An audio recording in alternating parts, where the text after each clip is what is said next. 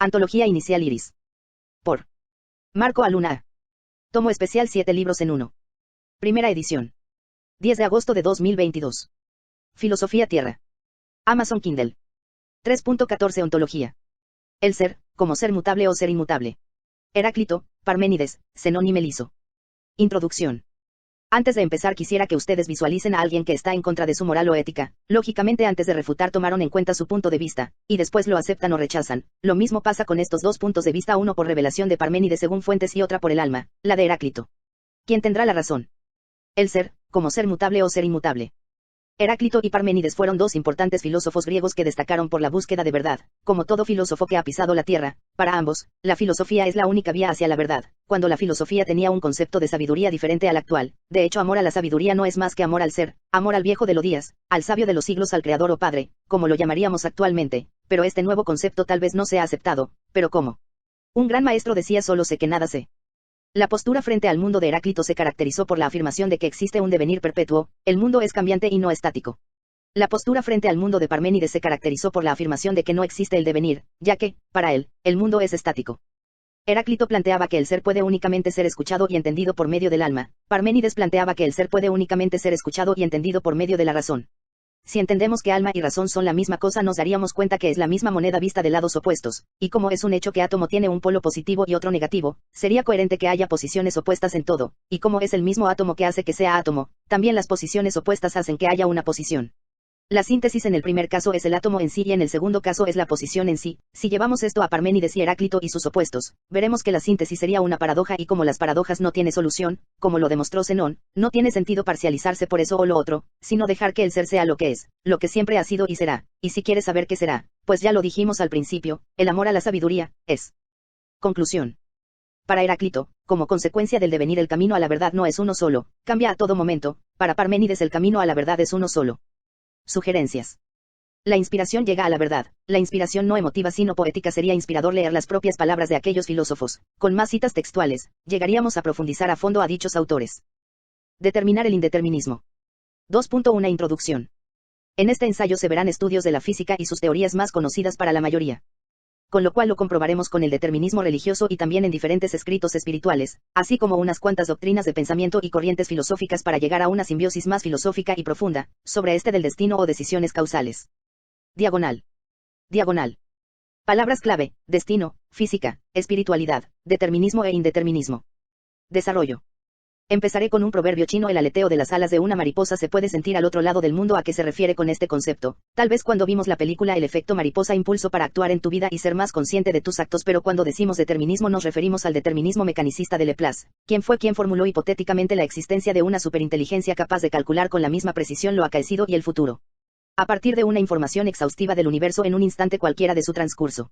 Frank 2013. ¿Y si la gran inteligencia es la nuestra también, y que si se unen todas las inteligencias forman a esa gran inteligencia que predice todas cosas del universo y de los universos? Crecí escuchando que estamos en la mente de Dios y lo experimenté con repetir varias veces: todo está en mi mente, las personas que veo están en mi mente. Después lo comprendí un poco: cómo la creación puede estar separada de su creación, y si Dios es mental, cómo puede separado de nuestras mentes, y si todos los destinos son posibles, ¿por qué pensar que nuestro destino tiene que ser especial e indeterminado? ¿Quién decide cómo puede estar una roca encima de un árbol en ese mismo punto y distancia del árbol? Pudo estar en todos lados, pero ¿por qué estuvo ahí? Sino porque tuvo que estar así en algún futuro, y de hecho está determinado en el presente. Conclusión. Solo sé que nada sé. El mecanicismo. 3.1 Introducción. Es una doctrina metafísica, que nos dice que la mejor manera de describir el conjunto de la realidad es concebirlo como si se tratase de una máquina, que está compuesta de varias partes. En el caso del universo, una máquina compleja, con partes que están relacionadas entre sí, por impulsos físicos, engranajes, tornillos, palancas, y más. Fuerza y materia son los elementos básicos para la visión mecanicista del universo, las fuerzas que conocemos gracias a los físicos, gravedad, magnetismo, etc., y fuerzas atómicas. Y para los seres vivos se explica desde un punto de vista químico que en el fondo tiene una explicación física. En conclusión, el universo es una gran máquina, y los conceptos como el propósito, la finalidad quedan fuera.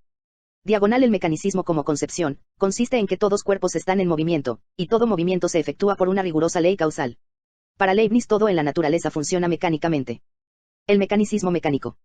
Desde el primer punto de vista, el mecanicismo es una doctrina ontológica, pues afirma que los cuerpos solo poseen aquellas propiedades que se siguen de ser sustancias extensas y, tal vez, unas pocas propiedades más, tales como la impenetrabilidad. Como doctrina, el mecanicismo cartesiano invita a ver el mundo de las cosas naturales, aunque complejo, como combinaciones de sustancias extensas que interactúan únicamente a través de colisiones. Nota: actualmente queda comprobado que la impenetrabilidad de la materia es falsa, que el choque rayos ultravioletas o rayos de fotones atraviesan cualquier superficie, sea esta de cualquier elemento. El paso de los neutrinos es más incierto aún para la ciencia, así que no sabemos si existe una gran inteligencia que atraviesa y lo controla o mueve todo lo que traspasa. Desde el segundo punto de vista, el mecanicismo cartesiano es un método de investigación basado en el mencionado reemplazo de aquellas formas de explicación que recurren a fuerzas ocultas o irreducibles, por aquellas que se basan en el análisis de las capacidades de la materia. Nota: las capacidades de la materia son masa, cantidad de materia que contiene un cuerpo; volumen o extensión, espacio que ocupa un cuerpo; peso, la fuerza que ejerce la gravedad sobre los cuerpos. En metafísica y teología se sabe que la materia tiene también 7 principios abstractos, todos porque estamos hablando de átomos que causan la forma y representación en la realidad, que son el metalismo, la correspondencia, vibración, polaridad, ritmo, causa y efecto, y género. En el mentalismo todo está en totalidad. Para estudiar el átomo en el gran colisionador de Hadrán se necesitó 175 metros en la profundidad de la Tierra y 27 kilómetros de circunferencia, y aún así no se logró estudiar el átomo y su funcionalidad. Se necesita otro planeta mucho más grande para poder el átomo. Entonces en un átomo puede estar contenido todo este planeta Tierra, con lo cual la ley de Hermes Trismegisto es razonable y coherente. La segunda es la correspondencia, que nos dice lo que es arriba es abajo, entonces si todo está conectado en la primera ley. La segunda es que si todos los átomos de una flor están en armonía con la calidad de suelo, el agua y la fotosíntesis, se verá reflejada en la flor que crece saludable y con aspecto hermoso. La tercera en la vibración: si el calor hace que las células se muevan más rápido, entonces el frío hace que se mueven más lentas. A esto se le llama metabolismo. Con esto ya aplicamos la ley de polaridad, y siendo coherente con la ley fundamental que es el mentalismo, la ley del ritmo rige con la evolución e involución de todas las cosas naturales, como por ejemplo la vida y la muerte. Existe evolución cuando la planta crece e involución cuando se marchita. En cuestiones atómicas existe evolución cuando el electrón gira en armonía con el núcleo y el protón, mientras existe involución cuando el electrón gira en desarmonía con el núcleo y el protón, formando un colapso en el átomo. La siguiente ley es la de causa y efecto, que a nivel atómico se tocaría como programación de átomos para formar un objetos de la naturaleza. Todos los átomos están compuestos de cierta información para su creación. Con esto pasamos a la ley de la mentalidad, que nos dice que todo es mental. Si quieres hacer un mosaico, lo haces primero a nivel mental, luego le das forma con las manos, haciendo que el átomo adopte una forma específica. A nivel universal esto pasa con los cosmocratores o inteligencias creadoras. En otra ocasión profundizaremos en este tema. Y con esto también entra finalmente la ley de género, que nos dice que para cualquier creación se necesita lo masculino y lo femenino. Pero nos referimos a masculino como la energía, la fuerza, y como femenino la forma y lo sutil, que mediante ambos y equilibrados se forma cualquier objeto material en el universo utilizando todas las leyes anteriores. El finalismo. Son las doctrinas filosóficas que afirman que todo tiene un fin, que las cosas naturales no obedecen al azar ni tenga que ver con lo que va a ocurrir, porque estas doctrinas tienen un para qué, un fin. La ciencia moderna en el siglo XX se centra en la búsqueda de causas, de elementos que buscan los hechos y no buscan fines que serían futuras causas. En conclusión, lo que ocurre en la realidad tiene una razón, un para qué, una finalidad. La memoria como curación metafísica y protociencia. 4.1 Resumen. Este ensayo es muy complicado, por motivos de falta de interés y por lo tanto falta de información. En este ensayo recurrimos a profundas búsquedas de información con respecto a la capacidad de memoria humana en diferentes civilizaciones, que nos permitan ver la importancia de la memoria en la salud física, emocional y intelectual, analizando conceptos metafísicos de energía y bioquímicos de neurotransmisores como la función de ARN y el funcionamiento del ADN, no incluyendo la teoría de la evolución de las especies de Darwin, sino explicando y sustentando con la teoría de la panspermia. Palabras clave: memoria, salud integral, metafísica, neurotransmisores, ARN, ADN, panspermia. Desarrollo. 4.2.1 La memoria en la antigua Grecia. Antiguamente la memoria era representada por Mnemosine, la hija de Gea y Urano. En la teogonía de Hesíodo, los reyes y los poetas recibían el poder de hablar con autoridad por su posesión de Mnemosine y su especial relación con las musas.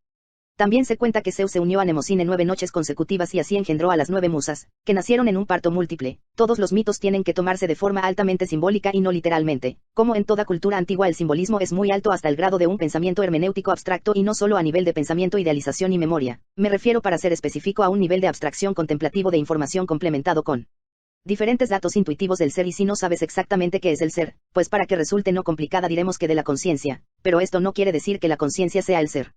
La diosa Mnemosine era la representación de la memoria, como facultad biológica humana, al igual que sus hermanas Tetis, Rea, Temis, Diouni y Tía, y sus 6 hermanos que representan las facultades de la vida, y no con representaciones de viento, dios de arriba, dios de abajo, dios del tiempo, en fin, con sentido de significado de sus nombres sin conocer sus simbolismos esotéricos. Como vemos, la memoria era la facultad que usaban los reyes y los poetas, que le sirvió a Zeus para el nacimiento de las 9 musas, que son más facultades culturales humanas que se crean con la memoria. De hecho, cualquier creación inmanifestada se tiene que alojar en la memoria para que luego pase a la creación manifestada, y de hecho Gea y Pantou tiene un simbolismo más interesante. La tierra fue representada por Gea y el espíritu por Pantou del mito hiperbóreo de la creación, que crean a Forcis y Seto, que significa animal hombre refiriéndose a los humanos. Y representado en el mito griego al animal hombre con sus cualidades, los hijos e hijas de Urano y Gea. 4.2.2 El perdón en relación con la memoria. El perdón de UCDM es un perdón metafísico que niega la noción del cuerpo físico y con lo cual de todos los cuerpos, y que perdonar es realmente no perdonar porque no existe nadie a quien perdonar, y se fundamenta sobre la negación de cuerpos en el concepto de que la conciencia es la que dirige nuestros actos, pensamientos y sentimientos, negando todas las proyecciones del exterior que generan pensamiento, sentimiento y acción, rechazando el sentimiento o idea de culpabilidad y dualidad, que son las que fundamentan la creencia en un cuerpo. También considera nociones religiones antiguas que por hoy no viene al caso hablar más. La memoria en relación a este tipo de perdón, es la eliminación de recuerdos recurrentemente chocantes para la persona y que esos recuerdos condicionan un actuar programado. Un ejemplo visible son las traumas psicológicas y más sutiles los juicios acerca de tales recuerdos, sean estas personas, situaciones, lugares, lenguajes, etnias, religiones, tradiciones, etc. Este perdón es el que libera a la persona de recuerdos dolientes para la misma, liberando así la memoria de dichos sucesos. En el transcurso de mucha práctica especializada en este perdón se llega al estado de una memoria totalmente libre de captar sucesos en el presente y así percibir con una mente clara. 4.2.3 La memoria en relación con la célula. La definición de memoria más aceptada es la función del cerebro que permite al organismo codificar, almacenar y recuperar la información del pasado, y esta definición es la más aceptada por la sociedad. Más en otras aulas esotéricas la memoria es el centro formador de la persona. Recordad es tratar de almacenar en la mente lo que hemos visto y oído, lo que hemos leído, lo que otras personas nos han dicho, lo que nos ha sucedido, etc. Las cosas nunca están en la memoria, están fuera, al querer recordar un celular. Tratamos de imaginar una escena donde se encuentra dicho celular. Después de que imaginamos lo almacenamos en la mente. Con los conceptos pasa algo diferente, lo tenemos almacenado mecánicamente, quiere decir que lo repetimos cientos de veces. Concepto que no se repite se olvida. El concepto de memoria a largo y corto plazo se deja a un lado, y esto es lo que crea redes neuronales o acondicionamiento mecánico de neuronas. Lo mismo ocurre con las células, llamando a esta mecanobiología en los tejidos celulares, que explora el papel de las fuerzas mecánicas en el desarrollo celular, la fisiología y la enfermedad. Se trata de una ciencia multidisciplinar que combina conceptos de biología, bioquímica y física para intentar responder, entre otras, a las siguientes preguntas: ¿de qué modo las células individuales detectan las fuerzas y responden a ellas? ¿Cómo se pliegan y reorganizan los tejidos para formar estructuras tridimensionales durante el desarrollo de los órganos? Un ejemplo es una herida que no sana. Cuando el tejido celular no sana se le llama herida crónica y está causada por 6 factores: bacterias resistentes, isquemia, situación de la herida, medicación, cronicidad y nutrición. Las células, al no reconocerse a sí mismas como causa de la tumoración, se establecen en el mismo lugar copando los espacios que deben ser reemplazados. Al descubrir las causas de las fuerzas mecánicas celulares relacionadas con la memoria corporal, y basamos esto en que la célula es la misma, solo cambian las formas y los lugares con funciones específicas. Cualquier célula tiene la misma división que su ADN le condiciona, y con eso también la pérdida de ADN de las células o envejecimiento. La memoria a nivel corporal tiene una función parecida a como tiene la mente. Mientras más traumas y recuerdos penosos se guarde en la memoria, más se ralentiza la capacidad de percepción, y en fin todas las cualidades de la mente. Lo mismo pasa con la célula, mientras más saturada esté se pierde la secuencia del ADN en las células, lo que lleva al envejecimiento y enfermedades crónicas, etc. 4.2.4 El ADN en relación con la célula. Lo que rige a la célula es el ADN y el ARN, que son las principales causas de que la célula se pueda duplicar, lo que lleva a que se puedan morir y otras las reemplacen. El ADN también dirige a las células madre. Las células madre se encuentran en diferentes partes del cuerpo, pero en mayor cantidad en las células de la glía. Dentro de estas células, que se encuentran en el sistema nervioso central, se encuentran los astrocitos. Se descubrió que se podían transformar en neuronas, con lo cual se llegó a la conclusión de que serían células madre. Con esto no solo haría falta la existencia de células madre para sanar el cuerpo físico del hombre, sino también que las células muriesen y fuesen reemplazadas por células madre, con lo cual la cadena de ADN sería completamente nueva. Actualmente las células que son inmortales son las cancerígenas. Estas células no mueren y se reproducen hasta más no poder, contagiando más rápidamente a las células saturadas en el cuerpo. 4.2.5 Conclusión. Las células, como las redes neuronales, tienen memoria. En la mente humana los traumas, recuerdos dolorosos, amarguras, etc.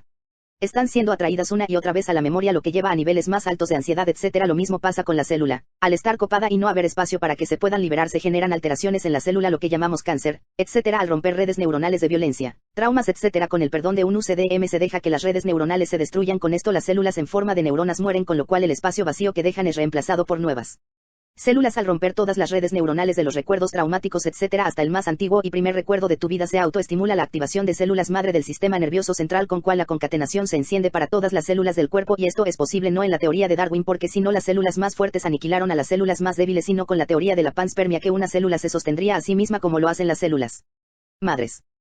3.141 Guatemala vs United Fruit Company. Pensamiento latinoamericano. Introducción.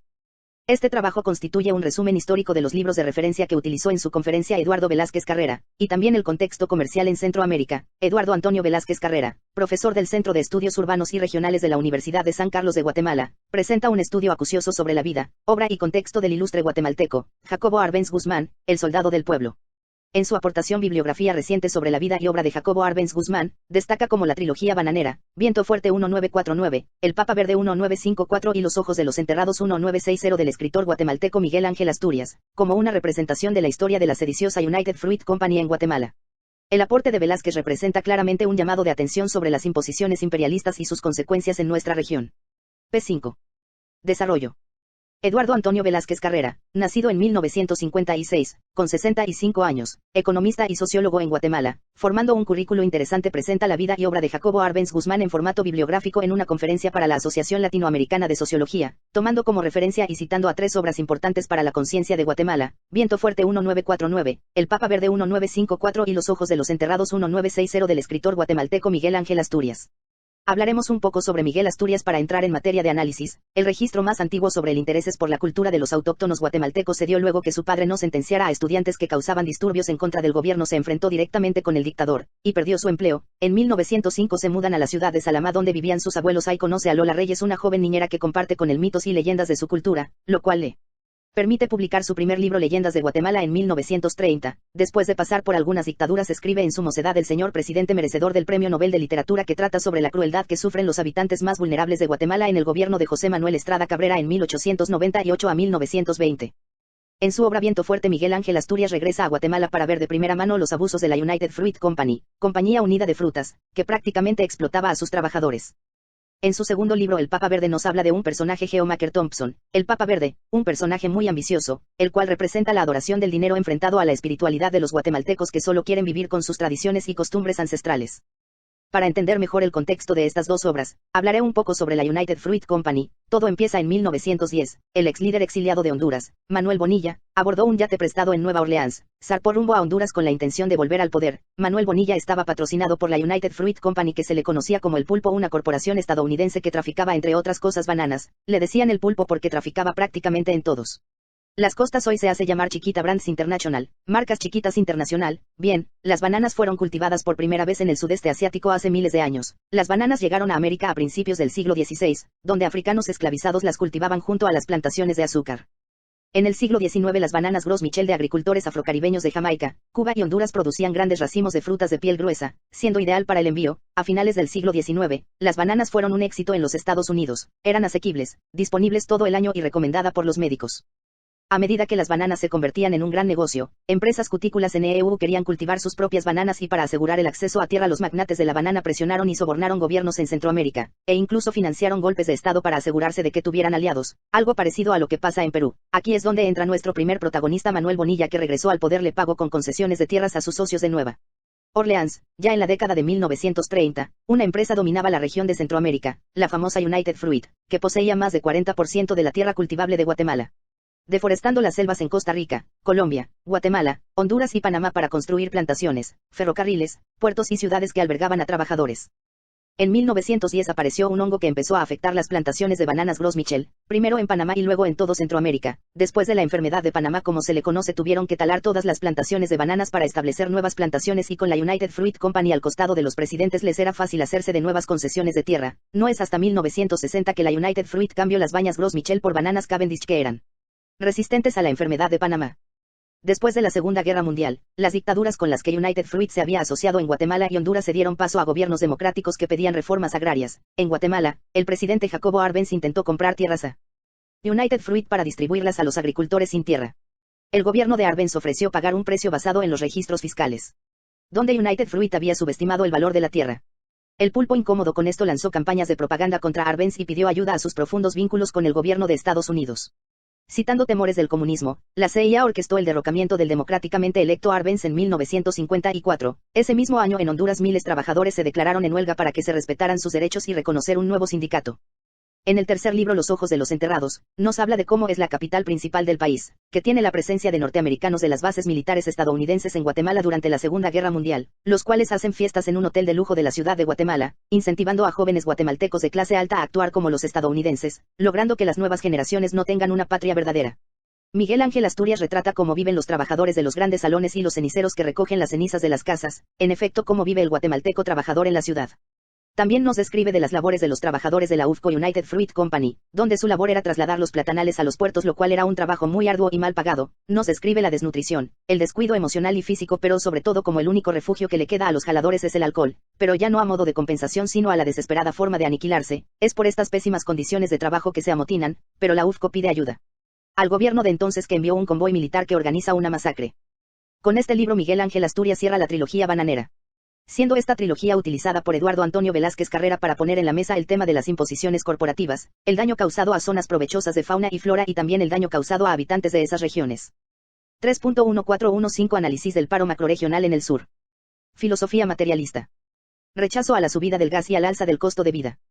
El episodio de la pandemia trae consigo el rechazo social de las decisiones tomadas en la pandemia y antes de pandemia. Es que la indignación que la prensa regional reflejaba en los diferentes programas se proyectó en las mentes de los ciudadanos del sur. Paisanos, amigos y vecinos protestaron meses antes sobre la renuncia de Vizcarra, cosa que hoy 17 de febrero nadie mete las manos al fuego por Vizcarra. Es que la población es susceptible a la reacción, y ahora nos trae una convocatoria de paro macrorregional en el sur del país, rechazando la subida del gas y el alza en el costo de vida que en estos últimos meses se contrajo de muchos años atrás. ¿Cómo? ¿Dónde? ¿Cuándo? El 12 de febrero Mariluz Caruazuica Tapia, presidenta de la Federación de Mujeres del Cusco, Micaela Bastidas Puyucagua, hizo un llamado para una movilización el 16 y 17, en consecuencia a su movimiento hizo un llamado a la región de Puno a sumarse a dicha medida, con lo cual no fue la primera en hacer ese llamado. El 28 de enero de 2021 Buenaventura Choquehuanca López, presidente, vocero de la Central de Barrios de Juliaca, señaló que tras una reunión macrorregional acordaron realizar un paro por 48 horas, los días 16 y 17 de febrero en esta jurisdicción. El 6 de febrero se hizo una reunión en Juliaca, ciudad de la región de Puno, aún más afectada en el sur del país, para abordar la posibilidad de un paro contra el gobierno central, los días 16 y 17 de febrero, fechas muy citadas desde principios de febrero. Y lo que en casi todas las reuniones aparentemente se discute es el alza del costo de vida, y con lo cual también la subida del gas.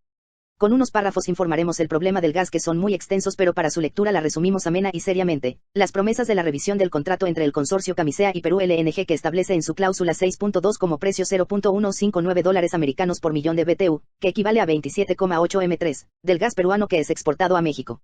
Es decir, a menos de $1 el equivalente a un barril, 5.5 millones de BTU, o sea 152,9 M3. Un balón de gas de 10 kilogramos en Perú equivale a 12,78 M3. 12 balones de gas exportados a México equivalen a menos de $1. En teoría, si vas a México puedes comprar 12 balones de gas a 3 soles, pero con la burocracia y los convenios corporativos el balón de 20 kilogramos de gas equivale a 290.60 pesos, que traducido a moneda peruana es 48,148 soles con 10 centavos. El promedio un balón de gas en Cusco, la región de donde se extrae el gas natural y líquidos de gas, cuesta 35 a 40 soles en promedio. Investigar cómo se manejan otros recursos y productos naturales no vienen al caso. Siguiendo en línea de lo planteado, 10 metros cúbicos de aire filtrado por un sistema generador de oxígeno medicinal Oxy cuesta 150 soles. Ahora con la pandemia el precio se elevó a 4.000 hasta 5.000 soles. Al día una persona promedio respira 7.2 metros cúbicos, con lo cual vemos algo muy complicado de entender si ganas un sueldo mínimo en el Perú. Entonces llegamos a la psicología del hombre. La mente del hombre es algo que aún no se logra entender, en un caso particular el de las personas que salen a un paro macrorregional, que es propagada por la indignación de sus autoridades y los medios de comunicación locales, con una dosis excesiva de emociones y la mayoría de ellas negativas, que como resultado de sus discursos calientan la sangre de la población e incitan a dar un grito en silencio que los hace a levantarse y salir a protestar.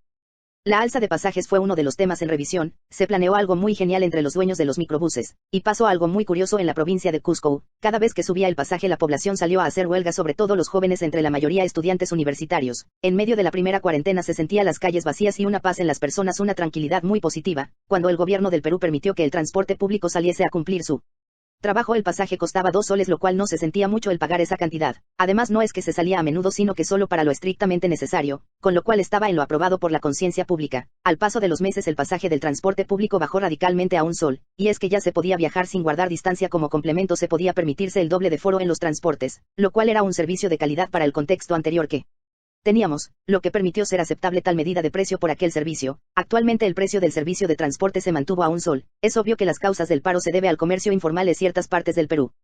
Según un estudio académico en forma de artículo científico realizado para la Universidad Nacional del Altiplano escrito por Julio Apaza López que se titula Factores socioeconómicos que determinan el comercio informal en la ciudad de Juliaca, caso, Mercado Mi Perú 2018, se estima que en Juliaca hay más de 40.000 empresas, de las cuales los informales representan al menos el 85% de los comerciantes informales. Es inevitable pensar que la cifra es altísima, con lo que es casi improbable que esa cifra había cambiado en algo. Con ello trae una crisis en las familias que se dedican al comercio. Según la Minsa, los habitantes de Juliaca aproxima a 296.495.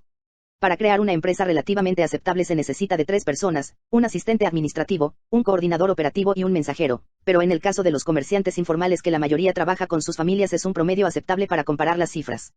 120.000 personas dejaron de trabajar en la pandemia. Es claro que los que conocemos dicha región no estimamos esta cifra. Por lo menos 150.000 personas se dedican al comercio en un 90% y la otra mitad se divide entre personas que son funcionarios públicos, profesionales en el sector público y privado, estudiantes, niños, adolescentes y personas de la tercera edad, con lo cual se estima que es una de las regiones más golpeadas por esta pandemia. Entonces es más que obvio que el 28 de enero se acordará un paro macrorregional para el 16 y 17 de febrero. El paro macrorregional no tuvo mucha aceptación por la población del Cusco y es claro que es un peligro salir en medio de una pandemia que aún no ha finalizado. Es por esto que no se llegó a completar con éxito dicha manifestación y según el repositorio de datos COVID-19 del Centro de Ciencia e Ingeniería de Sistemas, CSSE, de la Universidad de Johns Hopkins, el 16 de febrero no se registró ningún caso nuevo de COVID-19 en el Perú. Cuestión discutible, pero las cifras son con las que podemos objetivar lo que decimos, y el 17 de febrero se registraron 6.228 casos nuevos de COVID-19, y si existe cuarentena las provincias del Perú como Ancash, Pasco, Huánuco, Junín, Huancavelica, Ica, Apurímac, Lima Región, Lima Metropolitana y Callao, que seguirán en cuarentena hasta el 28 de febrero, se da a entender que de los 6.228 casos nuevos de COVID-19 alrededor de 2/3 se dieron en las regiones del sur del país. Hoy 18 de enero la cifra no se ha develado aún, por la que no llegamos a las 24 horas del plazo para la actualización de los datos, de manera que señalamos que este incremento de casos nuevos de COVID-19 en el Perú se dio por la concentración de personas que, por muy pocas que hayan sido, repercutieron en la propagación del virus. Según las nuevas medidas de cuarentena, en algunas regiones del Perú la cuarentena se extendió hasta el 28 de febrero, con lo cual los riesgos de contagios masivos quedan descalificados en regiones como Ancash, Pasco, Huánuco, Junín, Huancavelica, Ica, Apurímac, Lima Región, Lima Metropolitana y Callao. Sin embargo, no se desestima que pueda haber un grupo reducido de personas que lograron contraer el COVID-19. En consecuencia, en las regiones del sur del país las medidas de cuarentena son relativamente flexibles hasta cierto punto, y esto ha permitido que algunas personas puedan proponer un paro macrorregional. Dicho paro macrorregional se empezó a hablar el 28 de enero en una reunión macrorregional, donde asistieron sindicatos, asociaciones y público en general. No se puede descartar que los partidos políticos hayan participado en las reuniones, pero con estas nuevas elecciones que se acercan traen consigo este tipo de cuestionamientos de hasta qué punto los partidos políticos se hacen notar para reclamar al gobierno anterior. Este modo de actuar es muy común en la política de un país que no tiene las bases sólidas en el altruismo y en el amor al prójimo, en este caso el amor a los conciudadanos, lo que lleva a actos de corrupción, el famoso compadrazgo y abuso de poder, sin mencionar el poco filtro que existe en política. En las reuniones que se realizaron el día 28 de enero, el 6 de febrero y el 12 de febrero se tocaron temas, como el alza de vida, la subida de los pasajes y tan esperado gas a menor precio. Estas reuniones fueron transmitidas en Facebook pero se dieron físicamente en Juliaca, ciudad de Puno muy golpeada por la cuarentena. La mayor parte de la población de Juliaca se dedica al comercio ilegal y a la falsificación de productos, en su mayoría de prendas de vestir, lo cual por estar inmovilizados en sus casas por más de 3 meses como mínimo se vieron afectados en el nivel económico, y alrededor de este nivel orbitan la alimentación, la salud, la educación, el bienestar mental y emocional. Paso de una preocupación a una indignación al no poder haber realizado trabajo alguno por varios meses, con lo cual el gobierno entregó un bono de 760 en general en ese transcurso de tiempo. Dicho bono en la región fue muy cuestionado al salir la señora Guillermina Quisac Wisp, pobladora de la provincia de Lampa, que denunció a una entidad bancaria, el Banco de Crédito del Perú, BCP. La mujer se acercó a dicha entidad bancaria y recibió 500 soles, con lo cual en el agente bancario descalificaron a la señora. En consecuencia, la señora hizo una denuncia pública, lo que llevó a tener unas ciertas repercusiones en el agente bancario. Esto desató una indignación y los reclamos no pararon de seguir. En la actualidad dichos reclamos quedan guardados y archivados. Entonces la entrega de bonos tampoco calmó a la población. La subida de los pasajes con la subida del gas fueron los detonantes para que en cualquier momento se realizará un paro macrorregional, que al final del día no tuvo ninguna repercusión en el gobierno central. 3.14159 El cristianismo hasta la colonización. El cristianismo hasta la colonización. Desde los siglos I-IV podemos ver que se da inicio con la etapa apostólica, las persecuciones romanas. Se pueden mostrar también la etapa de los mártires cristianos y con esto el legado de santos. San Sebastián es un ejemplo exacto de esta etapa. En el año 331 el emperador Galerio promulgó un edicto que otorgaba a los cristianos un estatuto de tolerancia, que permitía el culto privado sin manifestaciones externas. Años después Constantino construyó templos y con esto se inicia el auge del cristianismo. En el año 380 el emperador Teodosio el Grande promulgó la Constitución Quintus Populus donde ordenaba a todos los pueblos la adhesión al cristianismo. Pero los romanos tenían sus propios valores, que eran mucho más aceptados en las ciudades principales del Imperio Romano como en Roma exactamente, donde se practican valores como auctoritas, autoridad espiritual; concilium, decisión; comidas, cortesía; clementia, merced; dignitas, dignidad; firmitas, tenacidad; faugalitas, templanza, que combinaba la economía y la simplicidad sin llegar a extremos. Como se logra analizar, la cristiandad había logrado introducirse en la ciudadanía romana con la templanza, pero sobre todo con las auctoritas, que básicamente era el tener que aceptar y obedecer lo que la autoridad espiritual dispusiese en sincronía con el emperador, obviamente. Para el siglo V, los bárbaros invaden la ciudad de Roma. Recordemos que se les consideraba bárbaros a todas las civilizaciones que no pertenecían al Imperio Romano, pero este término, bárbaros, fue heredado de Grecia, donde se les consideraba bárbaros a todas las personas que no eran ciudadanos de las polis, entre ellos los egipcios, fenicios, persas, macedonios y demás. En el Imperio Romano se describe como bárbaros no solo a los nórdicos sino también a los germanos, francos, anglos, godos, sajones, celtas, hunos y ostrogodos. Estos pueblos eran politeístas, y sus dioses eran representaciones de las fuerzas de la naturaleza y otros conceptos, como el dios del engaño, el dios de la alegría y parecidos. Recordemos que bárbaro en griego es babapok, que significa el que balbucea. En la época grecorromana se les consideraba bárbaros a aquellos que no hablaban griego ni latín. Volviendo al tema, durante la caída del Imperio Romano de Occidente se impusieron los valores bárbaros, que para ser objetivo eran mucho mejores que el de los romanos. Entre ellos tenemos el coraje, la verdad, que siempre viene acompañada del coraje, el honor, la fidelidad, la disciplina, la hospitalidad, la laboriosidad, la autonomía. En el siglo V los bizantinos, como se les dice, son el Imperio Romano de Oriente. Los bárbaros habían invadido Italia, para ser específico los otomanos. Luego los bizantinos recuperaron la capital del Imperio Romano, habían conmutado África y parte del Imperio visigodo, lo que hoy conocemos como Andalucía. Los valores cristianos en este siglo fueron la humildad, la abnegación, la caridad fraternal, la santidad. Para ser más claros, este valor consistía en el seguimiento de Jesucristo, centralidad en la palabra de Dios. Este valor puede ser cuestionado en la actualidad, pero se sigue que santidad procede del vocablo latino santitas, término hebreo que sirvió para describir a un sujeto que desarrolló un vínculo especial con un ser divino en la época bizantina con Dios. El término bizantino alude a Bizancio, que fue una ciudad de la antigua Grecia que fue capital de Tracia.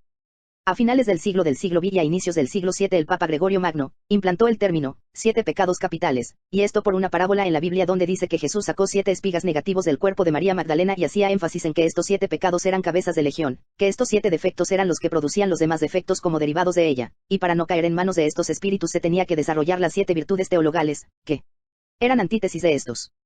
En el siglo VIII, se dio la cruzada más importante de las 8, ya que la intención era recuperar la Tierra Santa, pero al ingresar a Constantinopla terminaron saqueando toda la ciudad y así acabó la Cuarta Cruzada. Para aclarar un poco el valor de la autoridad espiritual, se mostraba, en el caso de las cruzadas, el Papa anunciaba una predicación y con esto invitaba a recuperar la Tierra Santa. Después de sus predicaciones él pedía a los hombres y jóvenes a ser soldados de la Iglesia. Cada soldado de la Iglesia recibía una cruz en las manos que los identificaba como soldado de la Iglesia. El Papa les perdonaba sus pecados de ellos y de su familia si peleaban por la Iglesia. La idea era pelear contra los lituanos y prusianos que habitaban las tierras actuales de Siria, Irak, Egipto y sobre todo Israel. El Imperio bizantino fue desapareciendo hasta que solo quedó la ciudad de Constantinopla. Ya en 1453 Constantinopla fue invadida por los otomanos. En el siglo XV, Europa ya estaba dividida en reinos casi definidos y se fueron interesando más por las humanidades, embellecer ciudades, y con esto la nobleza se convierte en un valor, donde cada noble tiene que tener como valores el ser corteses, honrados, temebles y generosos. Y se inicia la etapa humanista donde los valores pierden interés y se entra en una etapa de individualismo, hedonismo y mecenazgo, donde el hedonismo es el aumentar el placer y disminuir el dolor, y el mecenazgo es la ayuda y protección económica hacia los demás. En este mismo contexto, se da en Descubrimiento y la invasión de América 1 Miguel Alonso Baker, 1992 nos dice que el conquistador o milita indiano procedió de un ambiente convulso de ideas encontradas donde ninguna actitud era, en sí misma absolutamente buena o mala. Cada español podría elegir entre varias opciones para la legitimación de su conducta. P15. Cuando los españoles llegaron a América, en su mayoría eran personas buscadas en España, y buscaban un nuevo mundo, para su nueva vida, una vida sin autoridad espiritual, lo que llevó a encontrarse con personas que tenían diferentes valores y una autoridad espiritual que raro la Pachamama, el Inti y el sacerdote andino que era llamado Alto Misaron. 2 Manuel Góngora Prado, 2015 nos dice sobre los valores que máximas fundamentales, Yancay. Alin Ruta, trabaja. Trabaja bien, Yachayo Alin Yachay, edúcate. Edúcate bien, Son Koyo Alin Miunei, practica el amor, a la madre tierra, a los dioses, al Inca, al prójimo, quiere bien. P179. Como hemos visto, los valores andinos no eran subjetivos, eran en comunidad. En el lenguaje quechua, no existe un prefijo yo, el lenguaje quechua se centra en el otro. Incluso en los saludos, el saludo es una pregunta al Mikasanki, ¿cómo estás? Entonces tenemos estos valores, el Yankai, Yachai y Sonko. El hombre por medio del Sonkoi, veía a la Tierra como un ser vivo y esta relación también la vemos, en la cateterización de que nos habla Erwin Salazar, en una conferencia titulada Astronomía Inca, donde se refiere que cada uno de los seres vivos tienen su representación en estrellas, minutos 21. Lo mismo pasa con la Tierra y el hombre donde los hombres cuidan la Tierra y limpian las plantas y la Pachamama cuida de sus hijos y los limpia de malos pensamientos. Como nos lo diría 3 Grimaldo Rengifo, 2009 donde nos dice. La palabra quechua para criar es uigua, y la misma expresión se usa para lo criado. Es un verbo que connota mutualidad y amparo, al criar, lo criado te cría, y si todos son criadores, al mismo tiempo todos son criados. P56. La fusión del cristianismo y el incanato, trajo la decadencia de estos valores y la implantación de las 7 virtudes teologales y sus antítesis, y como en el ande tenemos una racionalidad seminal como nos lo dijera 4 Antonio Peña Cabrera, 1992 donde nos dice el andino está atento a cómo las cosas, nacen, crecen y se reproducen siguiendo su propio curso. P17, el andino estaba más allá de cualquier razonamiento instrumental de los españoles, él viva en un templanza y calma que solo son imaginados por los actuales hombres. Referente a la maesúa, amatuya, amaquilla, que nos enseñaron que eran los valores del Tabantinsuyo, en el 2014 se escribió sobre una investigación que titula El valor de la mentira en la historia política del Perú en los 200 años de independencia, donde nos muestra que estos valores fueron creados en el siglo XIX por algunos criollos. Ya en 1878 el peruano Gavino Pacheco Segarra alzó la voz como protesta ante los abusos de la época, y el último pronunciamiento de estos supuestos valores fue realizado por un candidato a la presidencia del Perú. Ética de la conquista y la moral de los conquistadores. Yankai, Yachai, Sonko y valores históricos del pueblo en el Tabantinsuyo. Cosmovisión y producción de conocimientos en el medio andino amazónico. Racionalidad occidental y racionalidad andina. 3.141592 Teoría del conocimiento. Lenguaje y conocimiento. Sobre el lenguaje y conocimiento tenemos la siguiente conclusión: el lenguaje siempre es pensamiento en el sentido de percepción o significado de las palabras. Tanto en forma de conceptos como en forma de las representaciones que las acompañan, el lenguaje con abstracción del pensamiento es por definición un pensamiento en potencia, porque el lenguaje posee por definición un significado, en consecuencia, el lenguaje es un lenguaje que al mismo tiempo es pensamiento.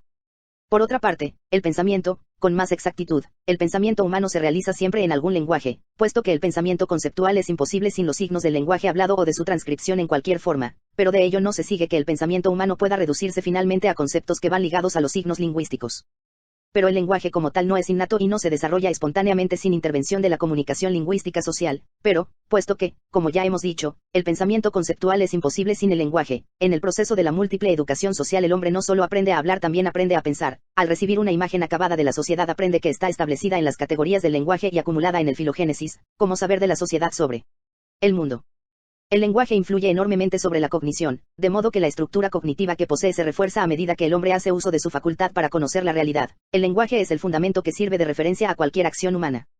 Clasificación de conocimientos. El conocimiento cotidiano, se trata del conocimiento ordinario y espontáneo, su carácter es adaptativo porque cumple una función más pragmática que epistémica, es un conocimiento construido de manera personal y compartido por un grupo social. El conocimiento popular, se trata de un conocimiento común, entendemos aquel tipo de saberes que no proviene de fuentes formales y académicas, como ocurre con los saberes institucionales, ni poseen autoridad determinada, también se caracterizan por ser comunitariamente aceptada a partir de experiencias directas del mundo. Es aquel que el hombre aprende donde se desenvuelve, de generación en generación. Aunque parte de los acontecimientos el conocimiento se estructura con lo aparente, no trata de buscar relación con los hechos. El conocimiento empírico, es aquel obtenido mediante la experiencia directa o la percepción del mundo real, sin atravesar abstracciones o imaginaciones. Se caracterizan porque se dirigen a la ciencia, a la experiencia y a la subjetividad sintetizada en un solo conocimiento. El conocimiento teórico, este conocimiento usa la comprensión y la asimilación de las cuestiones de la vida diaria y son plasmadas en teoría. Se caracteriza por ser un conocimiento natural, inteligible, claro y comprensible para todo fenómeno de la realidad. El conocimiento filosófico, este tipo de conocimiento se origina gracias a nuestra capacidad de reflexión, el objeto de este conocimiento es de nuevas ideas y conceptos, así como desarrollar nuevos conocimientos. Es de carácter sistemático, analítico, racional, histórico, global y crítico.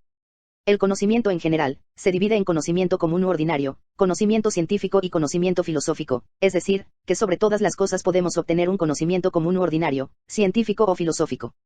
El conocimiento científico se clasifica en dos categorías: conocimiento tácito.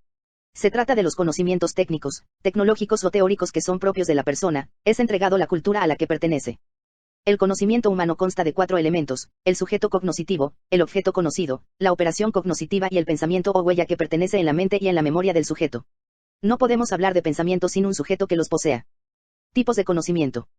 Conocimiento filosófico. El conocimiento filosófico es aquel que nace de observar, leer, estudiar e investigar y se origina gracias a la reflexión. Se caracteriza por ser reflexión pura y pensamiento. Propone encontrar la verdad. Conocimiento empírico. Este conocimiento empírico es todo aquel que nace de la observación y la experimentación. Se caracteriza porque está limitado por la percepción sensorial, es subjetivo, no verificable, carece de método, las conclusiones son particulares y es práctico. Conocimiento declarativo. Este conocimiento es explícito sobre un contenido que es procesado mediante una estimulación mental y temporal. Se utiliza como base para crear un nuevo conocimiento. Se caracteriza por ser descriptivo y preposicional, también por permitir la abstracción y la reflexión sobre la información. Las ideas pueden o no ser verificables posteriormente. Es aquel en que somos capaces de conocer información teórica sobre las cosas. El conocimiento tiene como subtemas los tipos de conocimiento. En total son 6 los temas del conocimiento: la certeza y verdad, el conocimiento empírico, el conocimiento científico, el conocimiento matemático, el conocimiento emocional, el conocimiento doctrinal. El conocimiento empírico es el que se encarga de todos esos conocimientos acumulados en la memoria por medio de los sentidos y de la percepción, cosa muy agradable para los científicos positivistas y para el científico ingenuo. El conocimiento científico. Este conocimiento se caracteriza de otros porque es de carácter demostrable y porque tienen a repetir experimentos que ciertamente vuelven a dar resultados parecidos. Este conocimiento es muy estricto y verificable. El conocimiento matemático. Este tipo de conocimiento es del tipo numérico y lineal y abstracto. Los números también tienen sus fórmulas o ecuaciones propiamente y comúnmente llamado, lo cual se pretende explicar hechos de la realidad como el tiempo y la relatividad de su máxima demostración, ya que es una ecuación al final de todo. Se podría asociar dicho conocimiento con las matemáticas. El conocimiento emocional. Con la investigación de Goleman y la inteligencia emocional, su libro de mayor agrado y de mayor trabajo, se descubrió que la dimensión emocional es muy amplia en el sentido de los contrastes que tiene con las interpretaciones de la realidad. Este tipo de conocimiento lo desarrollan los psicólogos, sin embargo es posible que el común de los humanos logre el desarrollo de este conocimiento, que es puramente intrapersonal e interpersonal. Lo que nos dice es que tenemos que reconocer qué sentimientos tenemos y si con esos sentimientos nos es posible el conocer y el interactuar con la realidad. El conocimiento doctrinal. Este tipo de conocimiento tiende a ser autoritario y a que se tenga que pensar, sentir y actuar de forma que solo sea en un marco muy limitado y definido, y esto hace que la mayor parte de nosotros tenga en sus manos doctrinal de algún nivel, como el patriotismo, que si lo analizamos profundamente tiende a ser un conocimiento doctrinal, o como la doctrina de las teorías materialistas como idealistas también tienden a ser doctrinas filosóficas. Son conocimientos bien organizados y bien definidos, con el cual es un conocimiento que si no se tienen a observar se puede convertir en un conocimiento dogmático, que es el conocimiento obligatorio. Un ejemplo claro es el periodo del oscurantismo. El conocimiento religioso se basan en creencias, se transmite por la familia o grupos sociales, sirve de soporte ético o emocional a la conducta humana. El conocimiento intuitivo aparece de manera automática, sin necesidad de análisis, reflexión o experiencia directa, da de manera inmediata. El conocimiento privado está basado en experiencias de las cuales solamente tiene conocimiento una persona en particular y desarrolla de manera privada. El conocimiento procedimental se define como conocimiento procedimental, un proceso mental que ayuda a constituir un sistema de datos. Estos estarán disponibles a largo plazo. Se caracteriza porque utiliza reglas, siempre trata de explicar el porqué. Este conocimiento puede ser perfeccionado al emplear técnicas y destrezas. El conocimiento directo se define como un tipo de saber, el cual se caracteriza por obtener información a través del contacto personal con aquello que se desea conocer. Se caracteriza porque es inmediato y cercano a una realidad en concreto. El conocimiento indirecto se concibe como el saber que se obtiene sin que se exponga o se acerque directamente al tema u objeto de aprendizaje, sin emplear todos los sentidos. Tiene como característica ser acumulativo y sistémico, pero con participación de terceras personas. El conocimiento público es el conocimiento abierto o libre de total acceso y que se pueden utilizar sin complicaciones. Sus características son fáciles de encontrar e identificar, tampoco te pide mucho esfuerzo para emplear dicho conocimiento. El conocimiento lógico. Este conocimiento se aplica constantemente en los diversos estudios científicos, ya que permite analizar, comparar, determinar y diferenciar objetos, hipótesis, procedimientos a través de diversas soluciones que surgen de las experiencias. El conocimiento sistémico hace referencia a la capacidad de generar sistemas a partir de elementos individuales que pueden ser combinados entre sí. El conocimiento andino implica revalorar los pueblos y sus saberes ancestrales, como el respeto por la tierra y el cosmos en general, la conciencia espiritual de sus rituales y sobre todo sus conocimientos metafísico-espirituales. La verdad, teorías que la fundamentan. 4.1 La evidencia como vivencia de la verdad.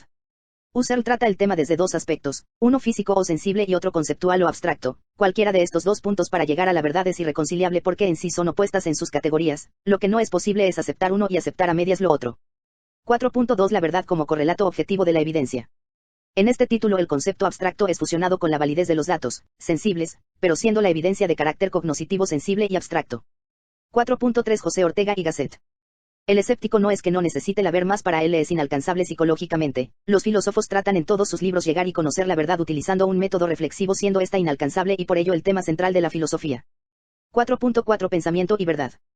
El pensar humano es subjetivo, le sirve para el entendimiento de las cosas y la adaptación a su entorno. Fuera de eso, el pensar se vuelve vulnerable por la falta de desarrollo y entendimiento referente a la verdad. Lo que Ortega diría pensar es pensar en la verdad, entonces el pensamiento en sí es la verdad. 4.5 La verdad como descubrimiento. Los ponentes nos hablan de la diferencia de aletheia y veritas, una griega y otra latina. El primero alegoriza la verdad y nos dicen que Ortega agarra este término para explicar la verdad en las meditaciones de Don Quijote, y que el segundo término veritas hace referencia a la de fiabilidad o confianza en el sentido del hombre y no en la búsqueda de la verdad. 4.6 Teorías hermenéuticas de la verdad. Según Jasper, solo las opiniones que damos tienen sentido de verdad, pero que no son necesariamente la verdad, ya que la verdad solo se dirige a la univocidad, y lo que implica que la verdad es indudable. La verdad es la validez de los enunciados, pero este es insuficiente para caracterizar al ser verdadero. La verdad enunciativa consiste en que el intelecto, cuando se expresa en el discurso, se mide a sí mismo de forma que lo que alguien dice expresa solo aquello que hay, con lo cual se le puede aproximar a la verdad, pero no de manera radical y tajante. El ponente nos dice que si la verdad implica la verificabilidad, entonces es la certeza el criterio tomado por la ciencia moderna para medir el conocimiento, y no sería el criterio de la verdad. La verificabilidad es algo distinto de la certeza, pues la verificabilidad se usa en la ciencia y esto hace que se experimente, con lo cual un ejemplo para medir el átomo, cada medición es un aproximado a un angström, varía entre 1/5000 a 1/2000, con lo cual es verificable las aproximaciones, pero el término certeza nos indicaría que es una medida exacta, con lo cual esto aún no se ha comprobado. Lo que se trata de explicar es que el término verificable no tiene sinónimo al término certeza. No es posible avanzar en el conocimiento sin dejar de lado la posibilidad de una verdad. No se trata de asegurar una parte del saber, ni dejar de lado parte de este. Chocamos con los límites de nuestra situación hermenéutica cuando buscamos la verdad. Sin embargo, eso significa que no podemos conocer muchas cosas que son verdaderas. La verdad va más allá de lo lógico. No podría haber un enunciado que sea totalmente verdadero. Tarski, la concepción semántica de la verdad y los fundamentos de la semántica. La concepción semántica de la verdad que propone debe entenderse como una correspondencia entre las oraciones y la realidad, pero como esto resulta tan confuso en cuanto que la realidad es algo de valor ambiguo, entonces Tarski decidió precisar su teoría con la definición de Aristóteles: decir de lo que no es que es, de lo que es que no es falso, y decir de lo que es, o de lo que no es verdadero. Para esto Tarski precisó dos cosas para evitar las paradojas. Materialmente adecuada, t, x es verdadera si y solo si, p, donde x sustituirá el nombre de una oración que define un predicado verdadero. Donde P sustituirá una oración que representa las condiciones de verdad de X. Ejemplo, la nieve es blanca es verdadera si, y solo si, la nieve es blanca. Esto cumple la equivalencia de la forma, T, definición formalmente correcta. Sobre el lenguaje que se da la definición de verdad debe tener una estructura formal con las siguientes condiciones. La definición de verdad tendrá que ser relativa en un lenguaje. Cualquier teoría de la verdad sobre este primer lenguaje será tomada como metalenguaje. El lenguaje que define el predicado de verdad tiene que existir una forma de determinar si eso es una oración o no. En contra, podemos decir que el problema de la verdad con relación a lenguajes naturales y formales no corresponde a una estructura sin cambios, sino que estos evolucionan con las necesidades del ser humano. Entonces debemos comprender dos formas de distinto modo. A favor, podemos decir que redujo el problema filosófico de definir la verdad al problema lógico de construir una única oración con la forma de definición y de la que se sigan todos los bicondicionales tarskianos. Lenguaje-objeto, el lenguaje que es objeto de discusión, del cual queremos obtener la definición de verdad. Metalenguaje, lenguaje con el que construimos la definición de verdad del lenguaje-objeto. Teorías de la verdad, principalmente mantenida en las ciencias formales y en los sistemas axiomáticos, según la cual una proposición o enunciado es verdadero cuando es compatible con un conjunto coherente de proposiciones o enunciados, o deducible de los axiomas. A lo largo de la historia los filósofos han reflexionado sobre el conocimiento, que lo hace verdadero y cómo podemos asegurarnos de ello. Fruto de este esfuerzo son las distintas teorías de la verdad que se construyen en función de criterios de verdad distintos que definen, por ello, la verdad de forma diferentes. El dogmatismo defiende que es posible obtener conocimiento totalmente verdaderos, absolutamente seguros y definitivos, es decir, verdaderos para siempre. El pragmatismo, para los defensores de esta teoría filosófica, el único medio de juzgar la verdad de una doctrina moral, social, religiosa o científica consiste en considerar sus efectos prácticos, es decir, identificar lo verdadero con lo útil.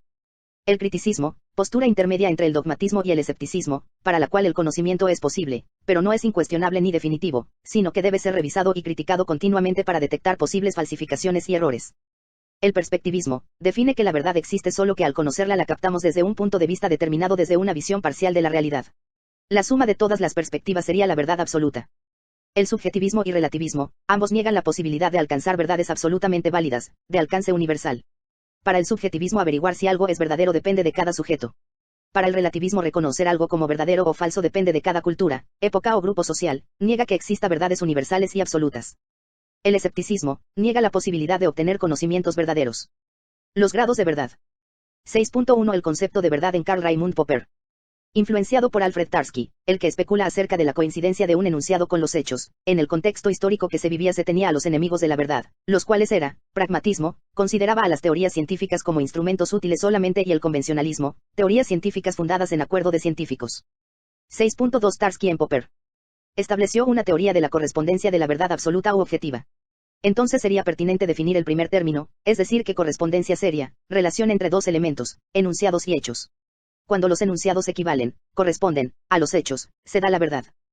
6.3 Lenguaje objeto y metalenguaje. Para hablar de enunciados, hemos de hablar de nombres de enunciados, por ejemplo, nombres citados o nombres que describen enunciados, es decir necesitamos un metalenguaje y también necesitamos este metalenguaje para describir los hechos de los cuales hablan los enunciados, es decir, hemos de poder describir en nuestro metalenguaje todos aquellos hechos que podemos describir en el lenguaje objeto. 6.4 La verdad en el racionalismo. El personaje que más sobresalió en el dualismo fue Renato Descartes, el cual desecha la noción aristotélica de alma como principio viviente. El ser humano es entendido fundamentalmente como una conciencia o mente que hace uso de una máquina llamada cuerpo. La mente y cuerpo son dos sustancias distintas, aunque pueden interactuar entre ellas.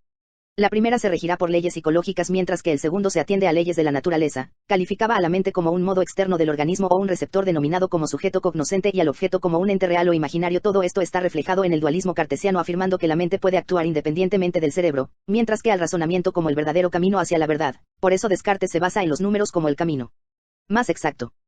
Dio gran importancia a la matemática, en especial la geometría y la lógica. Estableció la concepción hipotético-deductiva, según la cual existen unas verdades universales, las cuales son innatas, nacen con el hombre sin que se requiera revelación o iluminación y de ellas se pueden inferir verdades particulares, relativas a los objetos de conocimiento, mediante la construcción de evidencia.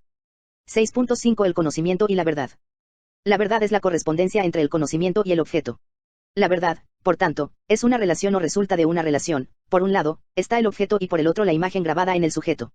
Hay verdad si coinciden las cualidades registradas por el sujeto con las cualidades propias del objeto. Por ejemplo, si el objeto tiene las cualidades A, B, C, D, la imagen correspondiente tendrá las cualidades A, B, C, D, E. Por el contrario, habrá falsedad si el objeto tiene las propiedades X, Y, Z, porque evidentemente entre objeto e imagen no hay correspondencia, ninguna de las cualidades del objeto ha sido captada por el sujeto. 6.6 El problema crucial. De verdad, está, en su naturaleza racional, la relación entre imagen y objeto está erizada de dificultades. La relación puede no darse y pensarse que se ha dado. Por ejemplo, cuando se creía que la Tierra era plana y se decía que la Tierra es plana, en realidad, había verdad. El objeto Tierra no tiene la propiedad de ser plana, propiamente, se le estaba atribuyendo una cualidad que no le corresponde. 6.7 La relación puede darse parcialmente. Por ejemplo, el conocimiento de algunos de nuestros amigos, de quienes no estamos seguros de cómo van a reaccionar ante algunas situaciones. Esto significa que solo conocemos parte de la manera de ser de nuestros amigos, pero, que no los conocemos totalmente. La posibilidad de la coincidencia depende del modo como establezcan los términos de la relación, siempre se estará oscilando entre los extremos de lo verdadero y lo falso. Más que una teoría en sí misma, se trata de una aplicación de otras. Partiendo de la idea de la verdad como aproximación, significa aquella en un entorno limitado, es decir, la verdad no es absoluta, sino que es parcial e imprecisa, tiene grados. Cuando hablamos de grados de verdad también podemos referirnos a los criterios de verdad. Criterios de verdad sirven para diferenciar lo verdadero de lo falso. Necesitamos un criterio de verdad, es decir, un modo de juzgar que posibilite delimitar lo verdadero de lo falso. A lo largo de la historia han ido proponiendo diferentes criterios de verdad. Verdad como adecuación. Cuando hay correspondencia entre un enunciado y un hecho en la realidad con el que se corresponde, decimos que el enunciado es verdadero. Verdad como evidencia. Este criterio de verdad mantiene que una afirmación cuya verdad intuimos intelectualmente, es decir, vemos su verdad con claridad y distinción, sin poder albergar la más mínima duda, entonces podemos tomarla por verdadera. Verdad como coherencia. El criterio de verdad como coherencia mantiene que un enunciado es verdadero cuando es coherente o no contradictorio con otras verdades.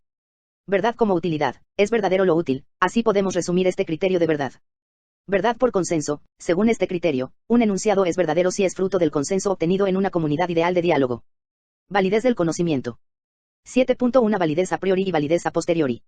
Un conocimiento es válido cuando se corresponde con el objeto al cual se refiere. Esta correspondencia puede establecerse con el concurso de la experiencia o sin ella. La validez a priori se establece sin el concurso de la experiencia, la validez a posteriori requiere de la experiencia. La validez a priori se establece mediante el análisis de significados, conceptos, principios, definiciones. La validez a posteriori se realiza con la presencia del objeto ante los sentidos o sus sustitutos. 7.2 Evidencia. Descartes decía que la evidencia es la aprehensión directa de la verdad por medio de una simple inspección de la mente. Ejemplos: si es de noche es evidente que no es de día, si es casado es evidente que no es soltero. 7.3 Certeza. Afirmación categórica sobre la verdad. 7.4 Duda. Es cuando desaparece la seguridad de la verdad, se pierde la confianza que produce la imagen y el objeto. Si el conocimiento es sensible, se duda de los sentidos, porque los engañan. Si se piensa que la experiencia sensible es una fuente fundamental de conocimiento científico de las llamadas ciencias físicas o empíricas, el conocimiento científico no resiste la desconfianza de la duda. La duda cartesiana duda de todo, hasta de su propia sangre, su propio cuerpo. Y la duda puede llevar hasta la inseguridad de la existencia del mundo. Por eso el escéptico no puede comprometerse con ninguna afirmación. Y se queda en la duda sin estar seguro de nada. Posibilidad del conocimiento. Es un problema filosófico sin solución definitiva que enfrentamos todos aquellos que tratamos de explorar, describir, explicar, interpretar o comprender cualquier realidad. 8.1 Dogmatismo. El conocimiento no es un problema, los objetos son captados directamente. 8.2 El escepticismo. El conocimiento no es posible, el sujeto no puede aprehender al objeto. El método es la duda sistemática de Descartes. 8.3 El subjetivismo y el relativismo. El primero considera que algo puede ser verdadero para una persona, pero no para la otra. 8.4 El pragmatismo. El conocimiento humano solo tiene sentido en el caso de la práctica. El criticismo. Propone la confianza en cuanto al conocimiento humano en general y al mismo tiempo la desconfianza hacia todo conocimiento.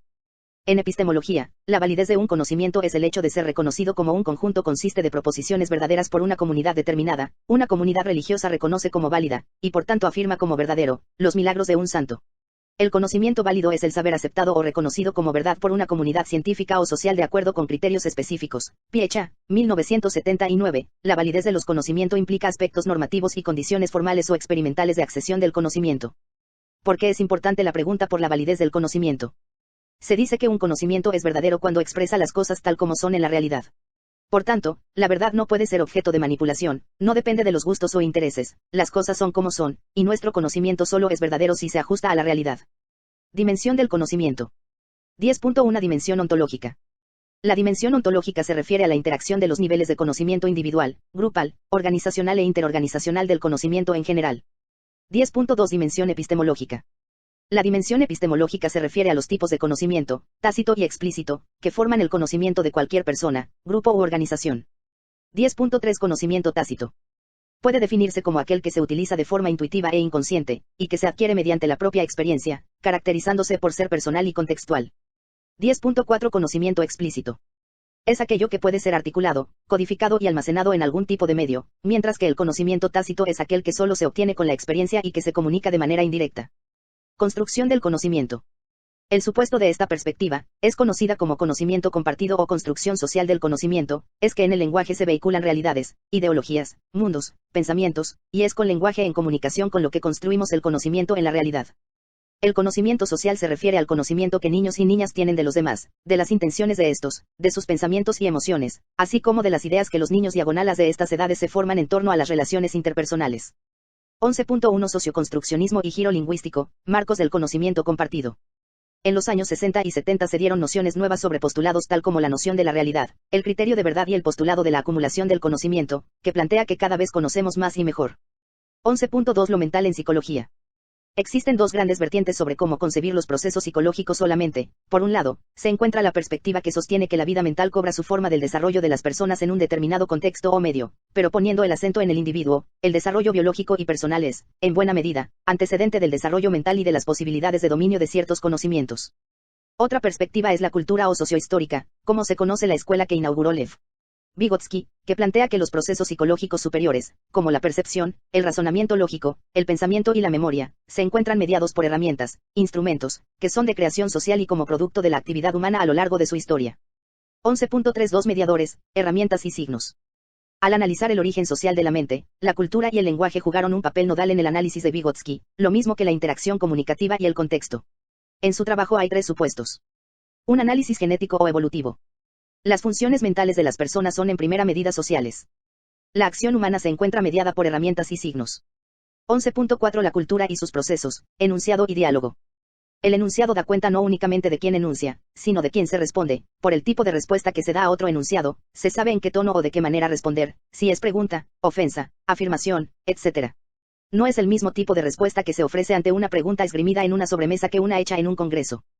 Un diálogo es, sobre todo, alteridad, juego de relaciones sociales entre alguien que habla y otros que escuchan o igualmente hablan, hablamos y realizamos una acción mediada, en este caso por una herramienta, el lenguaje, los signos. 11.5 El sentido o contexto y el significado o descontexto. La función primaria del habla y del diálogo es la comunicación, han enunciado Vygotsky y Bakhtin. Dicha comunicación se presenta en un contexto determinado, en condiciones particulares. La palabra gato cobra su sentido en el contexto de una frase y de una situación. Pásame el gato en una situación de ponchadura de llanta tiene el sentido de gato hidráulico, la comida del gato aludirá al cuadrúpedo, y así, sucesivamente, con el gato del juego o el sirviente llamado gato despectivamente. En un inicio prehistórico, el lenguaje era sobre todo sonidos cuyo sentido estaba ligado al contexto de acción o situación, es decir, tenía un carácter sinpráxico, lo cual puede corroborarse al ver y escuchar al infante solo al paso del tiempo. Hay menos sentido y más palabras con que designar el mundo, pero, en un inicio, para el niño el sentido de las palabras no tiene fijeza con el objeto al que refiere, es algo amorfo. Después, con prácticas sociales y discursivas, el infante entra al mundo de los sentidos y significados y logra separar las palabras de los objetos y el contexto. 11.62 Conocimientos, sentido común y ciencia, ida y vuelta. El conocimiento de sentido común, ese con el que la gente se mueve a diario y le otorga distingo a la vida, ese con el que resuelven situaciones ordinarias, tiene alejamientos y acercamientos con el conocimiento científico, en unos casos está en contraste con este, por oposición y para distinguirse uno de otro, en otras se ve alimentado de elementos provenientes del pensamiento científico que se va traduciendo a formas conocidas del saber, haciéndose, de cierta forma, familiar y comprensible. El sentido común está hecho de imágenes, lazos mentales, y se usa y habla por todo el mundo al enfrentarse a situaciones y problemáticas de todos los días. Es un cuerpo de conocimientos alimentado por tradiciones y enriquecido por experiencias, observaciones y la práctica cotidiana. Las cosas, las personas y las experiencias reciben nombres y son categorizadas lingüísticamente. Conquista de la verdad. El conocimiento de la realidad se despliega con toda esta riqueza de matices, saber, en distintos planos de abstracción, creer, en distintos grados, dudar unas veces y asentir otras, y no siempre con la misma convicción, reconocer la propia ignorancia y su alcance. Por eso insiste Vaz Ferreira en que enseñar a ignorar es tan importante como enseñar a saber. Ferreira no solo quiere reconocer el valor, no solo de las pequeñas verdades parciales conquistadas por el pensamiento sistemático, sino también de ese fermento intelectual que, precisamente por ser un pensamiento no cristalizado, no corre el peligro de ser tomado como la verdad, cerrada y definitiva, y por lo tanto paralizante. Vaz Ferreira sugiere que la imagen del mundo que necesariamente hemos de formarnos para poder actuar no está compuesta solo de conocimientos ciertos. Diagonal. Noseología. La noseología no estudia los conocimientos particulares, como pueden ser los conocimientos de la física, de la matemática o del entorno inmediato, sino la naturaleza del conocimiento en general. 13.1 Noseología para Essen. Es el pensamiento, la razón, la fuente principal de conocimiento humano, racionalismo. El conocimiento proviene de la experiencia y del contacto con la realidad, empirismo. La intuición implica que conocer es igual a aprender espiritualmente un objeto, siendo la forma inmediata de aprehensión. ¿Qué es el conocimiento? El conocimiento se suele entender como hechos o información adquiridos por una persona a través de la experiencia o la educación, la comprensión teórica o práctica de un asunto referente a la realidad. Lo que se adquiere como contenido intelectual relativo a un campo determinado o a la totalidad del universo. Siendo la causa de la motivación es para la convivencia y devenir de la sociedad. Por ejemplo, el conocimiento de que si tengo dinero puedo comprar cosas, es un constructo social práctico que fue cristalizado en un conocimiento lo que lleva al actuar en la sociedad. El conocimiento se convirtió en una interpretación de lo que puedo conocer y de lo que necesito conocer, dejando de lado el por qué tengo que conocer, y respondiendo a esta pregunta no vamos al origen de la palabra aletheia. Considerado como dicho término un nombre el de la diosa de la verdad, que más de tener muchas interpretaciones o correcciones, el simple hecho de que se concibe como algo en lo que se tenía confianza, verdad, el entendimiento tenía la capacidad de qué es lo que queremos confiar como certeza en la memoria, lo que nos diríamos ahora es por qué se desvió tanto a el por qué, y es que la verdad de esta pregunta se sabía en la antigüedad con el desarrollo del pensamiento y la complejidad como modo de superioridad llevaron al hombre a perder el porqué del conocer o en este caso el conocer y recordar, y seguir conociendo en ese recordar. 3.141592 Reflexiones psicológicas. Un análisis de la conferencia de la invención de trastornos mentales diagonal Mariano Pérez Álvarez. La conferencia empieza con la afirmación de que a la industria farmacéutica se le denomina venta de enfermedades. Tengamos en cuenta que no es un modo objetivo de plantear un problema, teniendo en cuenta a las personas que creen que las farmacéuticas son beneficiosas para la sociedad. La afirmación de Marino es algo que a muchas personas de edad adulta que claramente toman medicamentos les hubiese causado zozobra y hubiese dejado de ver el video. Con lo cual el video está dirigido a un sector de la población que no usa un medicamento en especial de índole neuronal, y que cree estar o están bien de salud de mental, con lo que tendríamos que revisar que la conferencia está dividida para un grupo selecto de personas, digo selecto porque se suele referir a personas que están bien de salud. El problema de la ansiedad es tratado como un trastorno mental que es causado por la timidez. A mi modo de entender las cosas, el problema de la ansiedad social se le puede atribuir a diferentes aspectos, como el ritmo de vida de las ciudades, los medios de comunicación, la culpa, alimentos transgénicos, bebidas alcohólicas, y comida chatarra que es indudable que afecta en la psique humana, pero derivarla solo a la timidez es algo que es muy particular y no dudo que haya más personas que piensen igual. Al final de todo somos más 7.000 millones de personas, pero me parece un origen poco ampliado en el análisis de los problemas sociales que causan desequilibrio resultado un tipo de ansiedad. El problema de la bipolaridad es algo que siempre se dio como modos de enfrentar a distintas realidades, pero el uso frecuente y descontrolado es un problema tal vez no de la psiquiatría, pero sí pienso que de la psicología. El uso de medicamentos es abundante en los últimos años, tal vez porque se encuentran diferentes principios activos en las distintas plantas y las nuevas tecnologías. Claramente, si nos asentamos en el punto de vista de Marino, la investigación sería casi nula, sabiendo que todo se mueve en base al dinero. La conferencia trata de presentarnos un fenómeno que puede ser debatido pero no le quita ningún valor al ponente. En consecuencia, la conferencia tiene tintes que aportan nuevos colores a la forma de ver y tocar el problema de la salud. Es cierto que no es un trabajo altruista, pero es una actividad en cierto punto necesaria. 1.1 Resumen. 1. Las industrias farmacéuticas son industrias y no una ONG, con lo cual se dedica solo a vender y crear enfermedades. Las campañas de sensibilización referente a las enfermedades. El medicamento es antes que la enfermedad.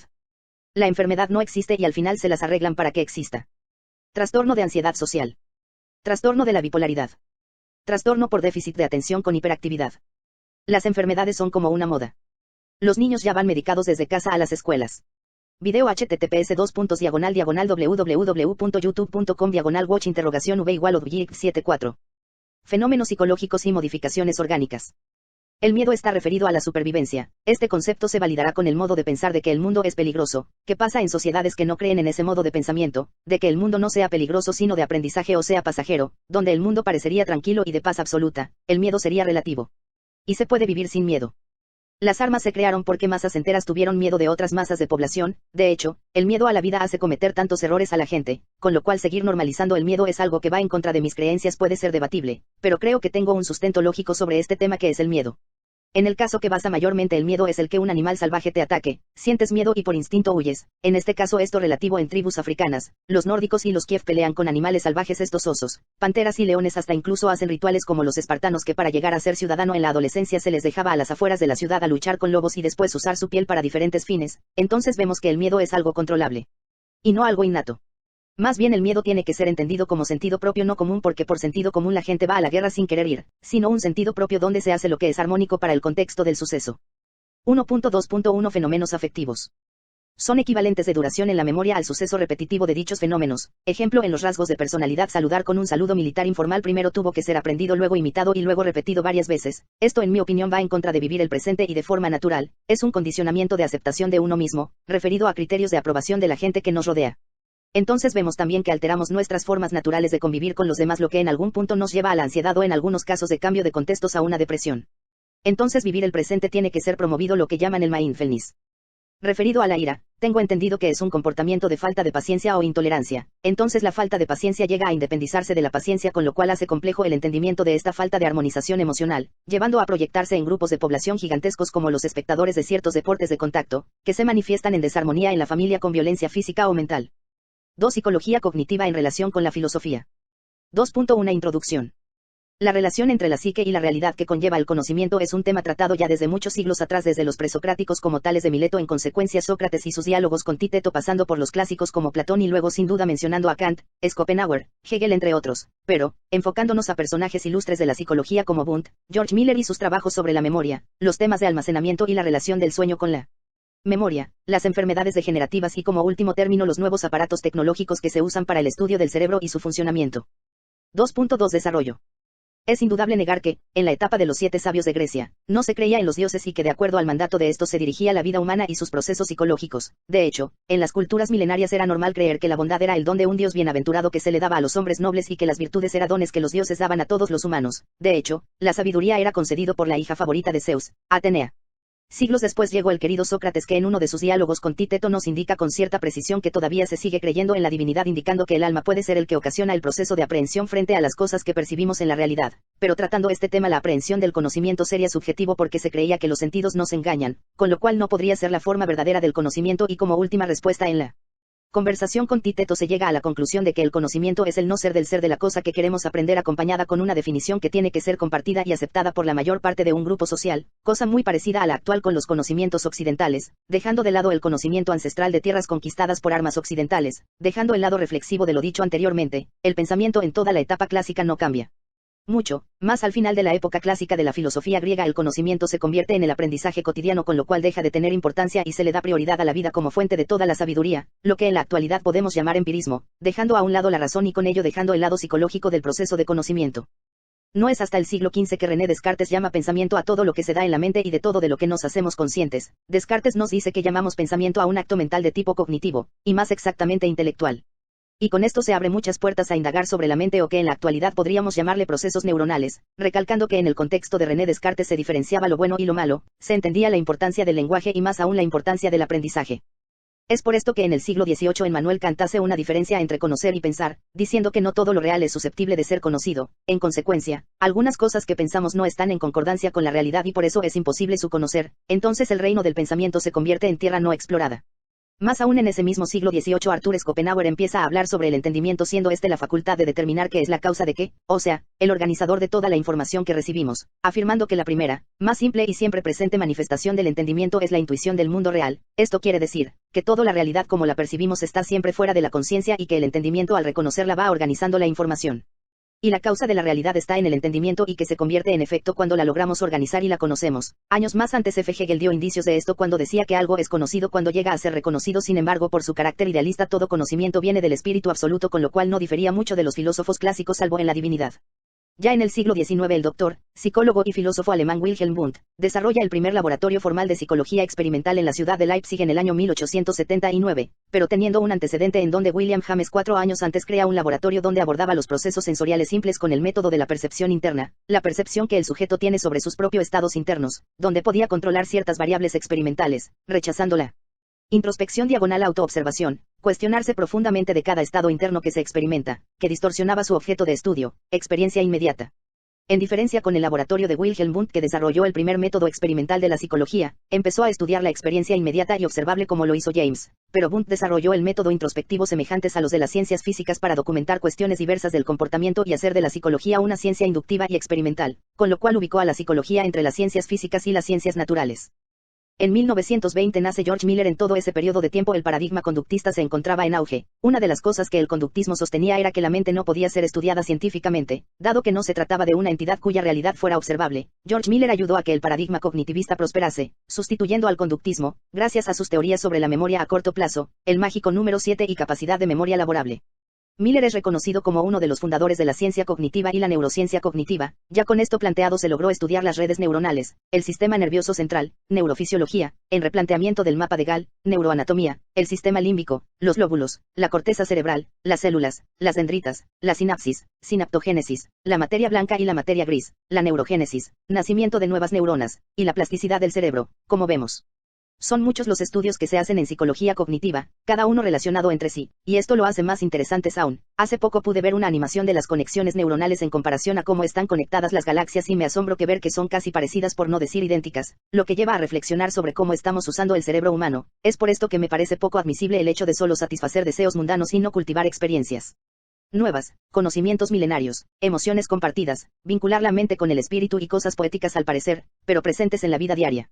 Mucho de lo expuesto anteriormente se debe al descubrimiento o invención de nuevas tecnologías que se fueron perfeccionando y dando nuevas probabilidades a nuevos inventos que por enumerar algunos como, el electroencefalograma, imagen por resonancia magnética funcional, IRMF, los escáneres al cerebro en 3D, tomografía por emisión de paz y trans, PET, magnetoencefalografía, espectroscopia, tomografía óptica y sin mencionar las que están en desarrollo como las conectomas, que dibuja todas las conexiones cerebrales, con lo cual tenemos la única parte del cuerpo físico que para entenderlo necesitamos más de 7 aparatos tecnológicos y aún así no es suficiente. 2.3 Conclusión. El cerebro humano y su funcionamiento es el eslabón perdido de la ciencia moderna. Si lográramos entender la vida microscópica de una neurona que la origina y por qué se origina, entraría en un nuevo nivel de conocimientos donde todo lo que hicimos durante 2000 años habría valido la pena. La neurociencia cognitiva abre un sinfín de aplicaciones a nivel práctico, como la cura de lesiones neurológicas, el Parkinson, el Alzheimer, terapias genéticas, estimulación magnética e implantes neuronales. Sin mencionar las nuevas investigaciones sobre células madre en el cerebro humano, lo cual tendría mucho sentido si entendemos que aquel que dirige todo el cuerpo humano sea capaz también de dirigir las células madre. 3. El liderazgo, su evolución e involución. 3.1 Introducción. Durante los siguientes minutos, leerás un ensayo que no va en contra de la sociedad ni mucho de las empresas y comparación, es más analiza, describe e investiga profundamente hechos reales y ficticios del concepto de liderazgo desde la antigüedad hasta el momento actual, tratando también suposiciones de liderazgo organizacional en el futuro, llevando esto a tener conceptos nuevos y actualizados de liderazgo. Palabras clave, liderazgo organizacional, liderazgo. 3.2 Desarrollo. El concepto de liderazgo viene de la raíz anglosajona laedere, que significa conducir a los viajeros por el camino. Este significado me da a entender que es una señal, una indicación, como un mapa o reglas que te avisan por dónde es el camino. De hecho, la palabra líder viene del inglés leader, que significa guía y no de guiar, sino hace referencia a reglas, compuesta del verbo to lead, que significa ir hacia adelante. Ahora, si le damos significado actual al verbo líder, significa en infinitivo liderar. La diferencia entre ir hacia adelante y liderar es en el verbo to lead, que significa ir hacia adelante, que está asociado directamente con ir adelante y con sinónimos como crecer, avanzar y progresar, más el verbo liderar está asociado directamente con encabezar, conducir y gobernar. La palabra líder encuentra su origen más antiguo en la partícula lid, que proviene del latín lis litis, y su significado original en lengua latina es disputa, querella o proceso. En culturas milenarias, se resolvían problemas juntándose todos. Uno se paraba y empezaba a hablar, todos lo escuchaban y meditaban. Después de una hora otra se paraba, y así sucesivamente hasta que el problema se solucionará. En sociedades modernas es persuadir, ya que se asocia formando ese dúo favorito de las películas que es liderazgo y oratoria, que solo sirve para que la gente hable como loro, buscando el placer de sentirse escuchado, mentir y convencer para lograr un fin establecido, como nuestros queridos políticos. El líder en la actualidad es el mismo líder que aparecía en las pinturas junto a los dinosaurios en las cuevas de Altamira, Cantabria y Lascaux. Guapo y rico en la antigüedad, aquel que tenía más mujeres fértiles y una cueva más grande aún en nuestros tiempos sería considerado líder, hombre de éxito o modelo a seguir. El porqué de esto no es culpa de los investigadores o historiadores, sino aquellos que lo interpretaron sujeta a sus conveniencias, como las industrias de moda, belleza, automovilísticas, de bebidas alcohólicas, de petróleo, del cine, programas de televisión y más. Desarrollo empresarial a nivel normal es irónicamente la organización en la que los trabajadores son más eficientes a costa de que las industrias, corporaciones y empresas tengan más sucursales y dinero, con la cual sus inversionistas puedan comprar más cosas que no quieren, ni necesitan. En 2002, Andrew J. y Tito D. Metrasch, en su libro Approach Avoidance Moute Bastion in Personality, Approach and Avoidance Temperaments and Goals, encontraron ciertos rasgos de personalidad en los líderes, como la extroversión, emociones positivas y sistemas de activación comportamental, que no es más que hipocresía o adoctrinamiento, pero que psicológicamente hablando son dos sistemas neuroconductuales que regulan la sensibilidad al castigo o al refuerzo y están en la base de la personalidad, o en otras palabras, si haces esto te castigo o te premio y tienes que comportarte como un buen niño adulto. Es que el adulto no sabe comportarse como adulto. Es algo muy curioso en sociedades grandes ver que existen adultos que cometen errores de jóvenes, mientras que aquellas personas que puntúan alto en neuroticismo son emocionalmente negativas e inhibidos conductuales. La inhibición de conducta es un trastorno de déficit de atención con hiperactividad. Entonces, si trabajas 8 horas en atención plena y estás quietecito, no tienes TDA, aunque científicamente para los cerebros en su gran mayoría solo se puede estar en atención plena entre 90 y 110 minutos, con periodos cortos que no superan los 15 minutos, pero las empresas te piden un esfuerzo extrahumano de 472 minutos en atención plena, y aunque sea 266 minutos es el doble de atención que resiste el cerebro humano, aunque suene contradictorio. La característica fundamental de los líderes está vinculado al logro de metas. La palabra líderes no siempre se asocia con el bien, sino también con el mal. Las mafias tienen un líder, como las pandillas. Entonces, la meta puede ser cualquier cosa, y si la completas eres un líder. 3.3 Discusión y conclusiones. En los últimos años, la evolución del término liderazgo se consolidó para robustecer el ego de aquellas pocas personas crueles y despiadadas que en los años 80 nos mostraban en la tele, para apasar personas más crueles y despiadadas con capas y capas de técnicas de juego social y manipulación. 3.1415925 Filosofía oriental. 1. Resumen. En este ensayo se estudia teorías de la creación del universo, de diferentes puntos de vista orientales como del Medio Oriente, y se compara con las diferentes aseveraciones occidentales, llegando a la conclusión de que existen civilizaciones muchos más antiguas y que heredamos de ellas algunas costumbres y tradiciones, teniendo en cuenta el aspecto antropológico y filosófico. Palabras clave: creación, Oriente, Medio Oriente, civilizaciones antiguas, filosofía. 2. Desarrollo. 2.1 La mitología en significación a la teoría del Big Bang. Cuando hablamos de creación del universo nos referimos en general a la explosión del Big Bang o teoría de la gran expresión, donde una singularidad 1000 veces más pequeña que la punta de un alfiler, altamente densa y caliente, explotó y se hizo el universo. Actualmente los teóricos físicos nos dicen que solo existe 4% de materia atómica, 26% de materia oscura, un 70% de energía oscura. Entonces, si este universo solo es el 4% de todo el infinito, y 96% es energía oscura y materia oscura que está compuesta por partículas que no absorben, reflejan, o emiten luz, por lo tanto, no pueden ser detectadas por observación de la radiación electromagnética. En el Rig Veda se habla de Nada Brahma, que significa Dios es sonido, y el sonido se debe a la vibración del aire provocada por una fuente sonora. Una de las esencias más razonables del sonido es la vibración. De hecho, es la única más importante, que esta es la percepción. Esta vibración produce energía. De hecho, todo átomo que vibra produce energía, como nuestro cuerpo o el motor de auto. Entonces llegamos a esta primera conclusión, que la vibración de un sonido es considerado una energía que se transmite en un medio elástico. Estamos en el medio de ambas teorías, la del Big Bang y la de Nada Brahma. Pero es hasta donde se puede llegar sobre la creación del universo. En muchas culturas antiguas se dice que toda creación surge de lo femenino y lo masculino. Lo femenino está relacionado con la forma y la masculina con la fuerza. En física, la energía nuclear o la gran explosión está relacionada con el Big Bang millones de veces más fuerte que cualquier explosión que te puedas imaginar, ya que fue miles de veces más pequeñas que el átomo. En este caso tenemos registrado el caso de las energías nucleares, que se presenta por fisión nuclear, en la cual consiste en la división del núcleo de un átomo pesado en otros elementos más ligeros. Los átomos pesados representan la fuerza y los átomos ligeros la forma. Lo malo de esta teoría es que el final de los procesos no llegan a ser iguales. El primero crea y el segundo destruye, o tal vez destruye con el fin de que en algún futuro se vuelva a crear. Dejaremos de hablar de paradojas, y pasaremos al segundo aspecto. 2.2 Las evidencias de la existencia de la Atlántida. Durante mucho tiempo se habló sobre el origen de las civilizaciones. Una de las preguntas que se hicieron fue por qué existen muchas razas distintas y todas distintas unas de otras, pero con similitudes en sus religiones y orígenes manifestadas por sus inconscientes. Si todos venidos de una sola raza, porque existe mucha brecha en los trajes típicos, idiomas, escrituras, arquitectura, pintura, tecnología avanzada en otras y en otras tecnología rupestre con conceptos modernos. El investigador Sergio Frau presenta como pruebas la existencia de los nuraghi, que se estima que se construyeron aproximadamente 1000 años antes de Cristo, con una arquitectura sin igual a cualquier cultura, y con la característica de mantener una temperatura constante todo el año. Por otro lado, otras de las pruebas de Sergio Frau es la del historiador Plutarco, que afirman que Cerdeña se sumió en una época de tinieblas en el año 1175 AC, época en la que, en palabras de varios arqueólogos e historiadores, un enorme maremoto sacudió la isla, obligando a sus habitantes a huir hacia varias zonas seguras de la región. Esta es una de las teorías que se tiene sobre la Atlántida, pero no es la única. Ya en la época de Platón, siglos V y IV a.C., dijo que era una isla más grande que la Libia y el Asia, con reyes propios y un gran templo revestido de plata, y que yacía bajo el mar tras haber sido destruida por los dioses para castigar la ambición de sus habitantes.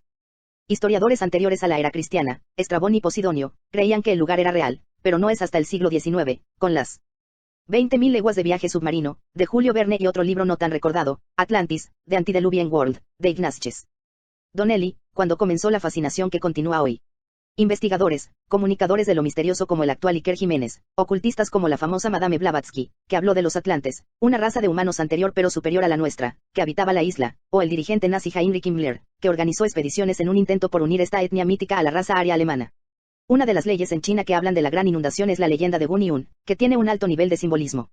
En Mesopotamia también se tiene registro sobre este suceso en formato de poema. Se le conoce como el poema de Gilgamesh, y la historia más conocida que es la del Arca de Noé, y el menos conocido, que proviene de México, el mito del Huichol. La historia solo se basa en hechos y descripciones, más no llega al punto de las causas y motivos que movieron tales sucesos. Toda ciencia debe llegar hasta la metafísica de sí misma para tener un conocimiento pleno, y este conocimiento revisionismo histórico nos lo brinda un escrito llamado Los Misterios de Belicena Vilca. Más allá de la subjetividad de las ideologías o adoctrinamientos que se pueda tener, este texto muestra a detalles y hechos históricos, sin vacíos narrativos y con términos nuevos y sofisticados para explicar la historia detalladamente. 2.3 La teoría de la panspermia. Básicamente, la panspermia, griego, pan, todo, y esperma, semilla, es la hipótesis que propone que la vida existe en todo el universo, distribuida por polvo espacial, meteoritos, asteroides, cometas, planetas. La primera mención conocida del término estaba en los escritos del filósofo griego Anaxágoras en el siglo V AC. La panspermia comenzó a asumir una forma más científica a través de las propuestas de Jöns Jacob Berzelius 1834, Hermann Richter 1865, Kelvin 1871. Hermann von Helmont 1879, y finalmente alcanzando el nivel de una hipótesis científica detallada gracias a los esfuerzos del químico sueco Svante Arrhenius 1903. 2.4 El plagio de Darwin. Lamarck publica La evolución de las especies en 1809, y Darwin nace en 1809. Lamarck era de clase baja, y en esa época si eras de clase baja no tenías acceso a casi nada. Lamarck nos explicó que las especies evolucionan porque el medio ambiente cambia y tienen que adaptarse y sobrevivir. En esa época se decía que todo lo que tenía que ver con la naturaleza tenía que ver en la Biblia. Lamarck murió en 1829. Alfred Russel Wallace hace un manuscrito desde Malasia, y se lo envió a Darwin, que era su teoría de la evolución. Se lo envía porque Darwin era de clase alta para que lo llevara al Royal Society. Darwin puso su nombre al lado de Wallace, pero lo modificó Wallace. Escribió que a través de los cambios en el medio ambiente los organismos se tienen que ir adaptando, y los que no se adaptan se van perdiendo, y los que se adaptan van evolucionando y van sobreviviendo. Darwin lo cambió por la idea de que simplemente el más fuerte sobreviven y los demás se mueren por inútiles, y que gracias a los que los más fuertes sobreviven, pues eso es lo que hace la evolución. Entonces en esa época fue muy aceptada por la sociedad aristocrática de Londres. Lamarck y Wallace con el paso del tiempo pasaron a segundo plano. Ellos nos decían que para evolucionar se necesita cooperación, evolución por cooperación, y Darwin nos dice que para evolucionar se necesita competir. La vida en la Tierra ya existía desde hace 200.000 años, y sabemos esto gracias a la EVA mitocondrial. 2.5 Conclusión. Las culturas orientales, como en la historia de la India el hombre apareció hace 3300 años AC, en Japón el hombre apareció hace 10.000 años AC, en Egipto apareció hace 3100 años AC, en Mesopotamia apareció hace 10.000 años AC. La historia no